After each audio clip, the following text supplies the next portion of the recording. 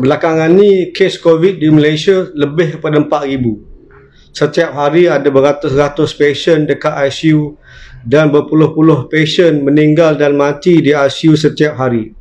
Ada kemungkinan dalam beberapa minggu kalau tak jaga, tak tukar cara hidup, ada kemungkinan kes di Malaysia setiap hari mungkin lebih daripada 10,000. Masalah sekarang hospital dah penuh, ICU dah penuh, dan kita perlu ambil tindakan-tindakan yang sepatutnya untuk mengurangkan kes di Malaysia. Kita dah duduk, we have been together with COVID for the last 2 years. Kita dah bersama dengan COVID-19 ni selama 2 tahun. Jadi selama 2 tahun ni ada banyak yang kita belajar. Kita sudah faham sebersedikit tentang penyakit COVID-19. Kita sudah faham cara kita boleh elakkan penyakit ni daripada menular. We know how to avoid the infection, risk minimization. Kita dah tahu sebersedikit tentang rawatan penyakit COVID-19. Dan sekarang antara isu yang paling penting sekarang adalah isu vaccination, adalah isu vaksin untuk COVID-19. Dalam video ini saya akan jelaskan apakah itu sebenarnya penyakit COVID-19 secara detail dan secara mudah faham. Saya akan saya akan jelaskan komplikasi penyakit COVID-19, dan dalam video berikut ni saya akan jelaskan pasal isu vaksin AstraZeneca, blood clot, darah beku di dalam badan disebabkan vaksin atau COVID-19. Saya akan jelaskan secara detail dalam video yang berikutnya. Jadi saya minta sesiapa kalau berminat boleh hantar saya message, tanya soalan yang saya nak jawab di dalam video berikut. Jadi saya nak minta sesiapa yang berminat ada soalan nak tanya, boleh paparkan soalan tu dekat Facebook saya. Saya akan cuba jawab semua soalan-soalan yang ditanya dalam video yang berikutnya. Kita dah tahu penyakit COVID-19 ni dia menular, dia transmit dengan 3 cara. Ada 3 cara yang kita boleh tahu how this disease transmit. Yang pertamanya close contact. Jadi kalau kita bersalam dengan orang, cium tangan orang masa raya, kalau kita buat benda tu masa raya ni, dia boleh menularkan penyakit COVID-19. So the first mode of transmission is direct touch. Kita sentuh tangan, sentuh badan atau cium tangan, boleh transmit virus tu. Cara kedua adalah dengan air liur ataupun droplet. Jadi kalau seorang yang ada COVID-19 tu, dia tak pakai mask terutamanya, dia bercakap, batuk atau bersin atau menjerit keluar air liur dari badan, keluar air liur dari mulut, masuk di mata, hidung atau mulut kita, kita boleh kena COVID-19. Sebab tu antara cara yang paling penting untuk elakkan COVID-19 adalah kita jarakkan badan kita dengan orang lain 1.5 meters dan kita pakai mask. Sebab droplet air liur yang keluar daripada mulut kita, dia akan keluar dan biasanya dalam 1.5 jarak meter tu dia akan jatuh ke lantai. Sebab tu kita pakai mask dan distancing. Cara ketiga COVID-19 boleh transmit, boleh menular ke orang lain adalah aerosol. Now, konsep aerosol ni saya nak jelaskan secara detail sikit. Aerosol ni air liur makroskopik, air liur yang sangat kecil yang kita tak boleh nampak dengan mata kasar kita. Bila kita batuk, kita bersin, kita membaca ke atau bercakap ke, keluar aerosol ni daripada mulut kita, dan aerosol ni boleh terbang, boleh tahan di ruang udara selama beberapa jam, dan pergerakan dia boleh lebih jauh daripada 1.5 meter. Dia boleh pergi 10-20 meter. Ini antara sebab-sebab mengapa makmum sembahyang tarawih dekat saf nombor 10 batuk ataupun bersin walaupun dia pakai mask, tapi imam di saf depan, Bilal dekat saf depan kena coronavirus walaupun kedua-dua orang ni pakai mask. Sebab aerosol ni dia boleh masuk walaupun orang tu pakai mask, dan dia boleh terbang, dia boleh pergerakan dia lebih daripada 10-15 meter. Terutamanya kalau masjid, ruang rumah atau tempat yang berkurung tu tingkap dan pintu dia tutup. Jadi kalau tak ada ventilation, udara dalam tempat tu tak boleh keluar dan udara yang fresh daripada luar tak boleh masuk. Terutamanya kalau ada air condition tu on. Mana kita tutup window dan doors, air condition on, air condition tu akan merebakkan aerosol yang ada di dalam setempat itu. Okay, so that's why apart from minimizing the touch, apart from cleaning the hand, apart from wearing the mask, apart from keeping distance 1.5 liters, kalau kita masuk ruang yang tertutup, kita kena pastikan ada ventilation. Without ventilation, there's a high risk of disease transmission, even though kita jarakkan badan kita daripada orang lain walaupun kita pakai mask. Sekarang saya nak jelaskan apa berlaku. Jadi kalau virus tu dah masuk melalui mata kita, sebab tu kita pakai facial kalau tengok doktor dengan nurses kat hospital, dia orang akan facial sebab kita tahu virus tu boleh masuk melalui mata juga. Okey, tapi kalau tak jaga ataupun jaga tapi masuk juga virus melalui mata, hidung atau mulut, virus tu akan masuk dalam badan kita. Dan tugas virus ni, apa dia akan buat sebenarnya, dia akan take over our body function. The virus will take over our cell function to reproduce more virus. Okay, virus tu akan masuk badan kita, akan masuk dalam badan kita, masuk dalam sel kita. Dia akan lagi beranak lagi banyak virus. Dia akan ambil alih fungsi sel dan fungsi badan kita. Itu maknanya virus infection. Saya bagi andaian, okay, contohnya kita buat open house. Okay, sepatutnya tak buat kan, tapi ada orang ramai yang buat sebab tu banyak virus kat Malaysia ni sekarang. Kita buat open house, kita ajak orang masuk rumah kita. Orang tu masuk, kita panggil dia Mamat dengan Minah COVID-19. Dia masuk rumah, kita ingat dia tetamu. Dia makan rendang kita, dia makan lemang kita, dia makan pulut kita. Lama-lama dia jadi gemuk dan dia beranak. Mamat dengan Minah ni duduk rumah kita, dia beranak. Banyak anak-anak dia, anak-anak virus ni. Lama-lama dia ambil alih fungsi rumah kita. Dia ambil alih kitchen kita. Tak bagi anak kita makan. Dia masak, dia makan sendiri. Dia merebak lagi, dia banyak beranak lagi. It takes over our house. Jadi virus tu dah masuk rumah kita, dah masuk sel kita, dia dah reproduce, dia dah multiply dan dia take over the function of the house. Jadi Mamat dengan Minah virus tu suruh bini dengan laki kau masak makan, dia makan seorang-seorang, tak bagi anak-anak kau makan. So kita dah panggil, sebenarnya bukan dah tetamu dah, virus dah menceroboh rumah kita. Okay, selepas kita realise, body kita ambil masa dekat 3-5 hari. Lepas 3-5 hari baru kita perasan, Mamat ni bukan tetamu, dia penceroboh. Dia masuk rumah aku, dia ambil alih aku punya lemang dengan dapur. Sekarang dia makan sendiri. Dia dah rosakkan rumah aku. Anak-anak aku sendiri tak cukup nak makan. Sudah perasan, kepala kita dah perasan, ini penceroboh, ini bukan tetamu.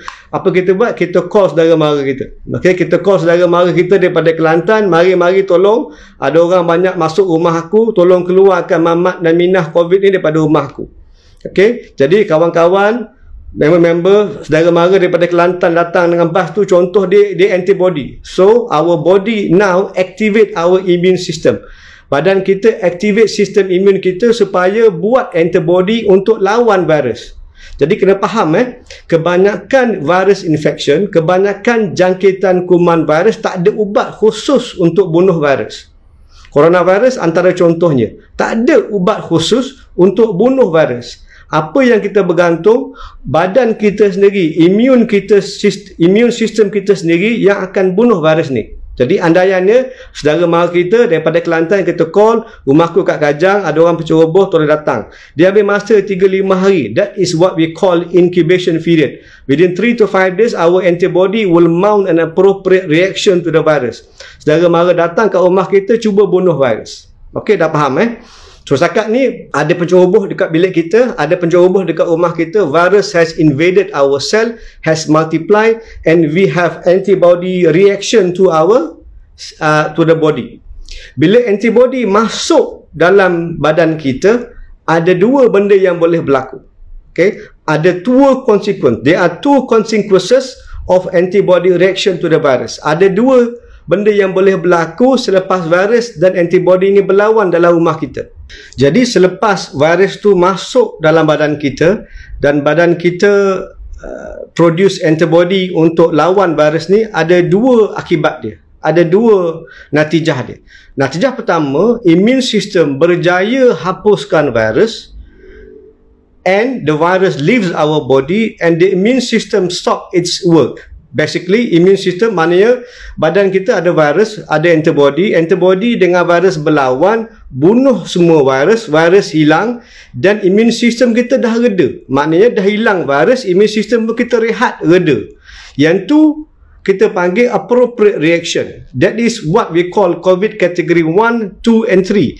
Kategori COVID yang pertama, kedua, ketiga kita panggil mild COVID, sama ada tak ada simptom, ataupun kategori kedua ada demam, sakit tekak atau batuk tetapi tak ada jangkitan kuman ataupun kesan di paru-paru. Kategori ketiga ni ada kesan immune system di paru-paru tetapi mild, tak perlukan lagi oksigen. Yang tu outcome yang bagus, yang tu hasil yang bagus, maknanya immune system pun reda, dia balik semula. Contoh member kita daripada Kelantan tu, dia datang by bus, they come and fight the infection or the virus in our house, it kills the virus and then they leave. Very important. Jaga mara kita datang daripada Kelantan tu, dia balik semula, naik bas dia balik semula, tak duduk rumah kita. Antibody tu tak rosakkan badan kita. Yang tu kategori pertama, maknanya bagus, benda yang sihat. Ada akibat yang kedua, ada possibility yang kedua. Possibility yang kedua ni antibody bunuh virus. Virus dah hilang dah. Mamat dengan minah COVID-19 ni dah hilang daripada rumah kita. Dia dah belah dah, dia tak ada rumah lagi dah. Tapi immune system kita pula, saudara mara kita pula, mungkin banyak makan budu ke, minum air ketum ke, jadi pening, dia tak keluar daripada rumah. Dia pula lawan ahli-ahli keluarga rumah kita. Dia rosakkan rumah kita, dia rosakkan dapur kita. Dan yang terutamanya, immune system ni, antibody ni kadang-kadang boleh rosakkan saluran darah di dalam badan kita. Contohnya dia akan blok basin, blok tandas kita, blok pipe kita supaya tak boleh ada aliran pipe. So one of the bad consequences of the immune reaction to our body is injury to our blood cell. Yang ni kena faham. Antara kesan tak baik antibody lawan virus COVID-19 dalam badan kita, dia dah pening. Maknanya virus tu, antibody dah tak boleh kesan, tak boleh differentiate, dia tak boleh nak bezakan apa itu virus, apa itu sel badan kita sendiri. Maknanya saudara mara itu dah pening, dah mabuk dengan minum air ketum, tak boleh nak bezakan virus dengan ahli keluarga sendiri. Jadi virus tu dah hilang, dia akan attack, dia akan lawan badan kita sendiri. This is what we call cytokine storm. Maknanya antibody sendiri akan rosakkan badan kita. Now, antibody ini paling penting ni, antibody ni dia boleh bagi kesan tak elok kepada saluran darah badan kita. Dalam saluran darah kita ada satu selaput sel yang licin dan smooth, is called endothelial cell. Selaput ni dia akan galakkan supaya aliran darah tu jalan dengan lancar dan dia akan elakkan darah beku daripada terjadi dalam saluran darah. Antibody COVID-19 ni dia boleh attack, dia boleh menceroboh lining of the blood vessel, sel selaput saluran darah ni supaya dia jadi buruk, dia jadi koyak.